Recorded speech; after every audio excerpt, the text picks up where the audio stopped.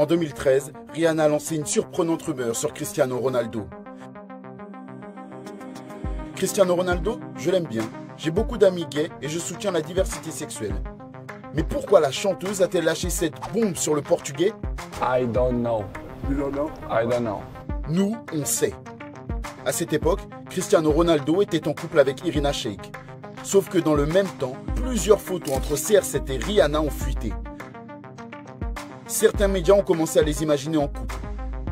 Rihanna n'a pas vraiment apprécié et a vite balayé les rumeurs en lançant une autre rumeur. Malheureusement pour Cristiano, certains continuent d'alimenter cette fake news en évoquant notamment une histoire d'amour avec son ami Bader Hari. 2. Ronaldo et ses conquêtes. Pendant que certains affirment que Cristiano se sert de Georgina pour masquer son homosexualité, d'autres croient savoir que le Portugais a plus de 40 conquêtes à son actif. Parmi le supposé tableau de chasse de Ronaldo, l'ex-Miss Pays de Galles, Imogen Thomas, la star de Bollywood, Bifasha Basu, l'actrice anglaise Gemma Atkinson, Kim Kardashian, Paris Hilton. Et pourquoi pas la reine de... Ok, un peu de respect, un peu de respect. Bref, Cristiano Ronaldo a peut-être eu une aventure avec certaines d'entre elles, mais certains médias n'ont pas hésité à inventer des histoires dès que CR7 discutait avec une célébrité. 3. Cristiano et ses hôtels. En mars 2020, Marca publie une information mettant en avant la générosité de Cristiano.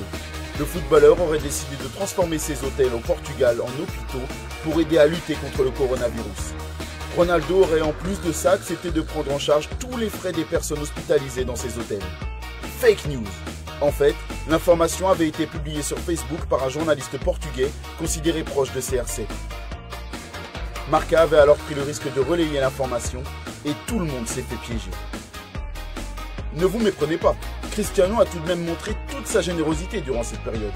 Il a financé 3 unités de soins intensifs très développées à l'hôpital de Lisbonne, mais aussi à l'hôpital de Porto.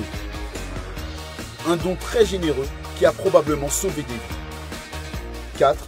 Un tweet qui coûte cher. Vous le savez mieux que personne, les rumeurs et les ragots se prolifèrent à une vitesse folle sur les réseaux sociaux. Alors quand une star comme Ronaldo se loupe, ça part vite en vrai.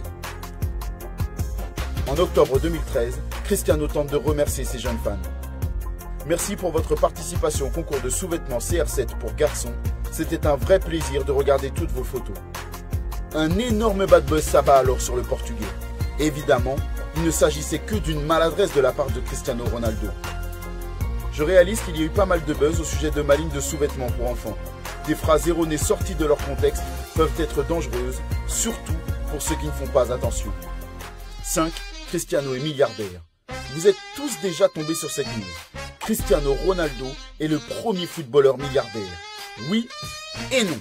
En réalité, Forbes a affirmé que Cristiano était le premier footballeur de l'histoire à franchir la barre du milliard de gains au cours de sa carrière.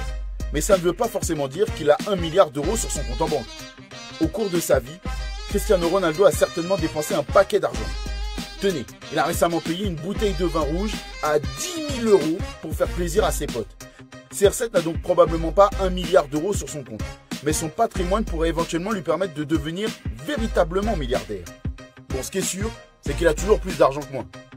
Du fait de sa célébrité, Cristiano sera toujours victime de fake news ou d'accusations. Malheureusement, des histoires graves peuvent lui éclater à la figure. En 2019, un mannequin américain a accusé Ronaldo de l'avoir violé en 2009 à Las Vegas. Cristiano Ronaldo a reconnu avoir une relation sexuelle avec la jeune fille, affirmant toutefois que celle-ci était parfaitement consentante. Face à l'absence de preuves, la justice américaine n'a pas poursuivi le footballeur.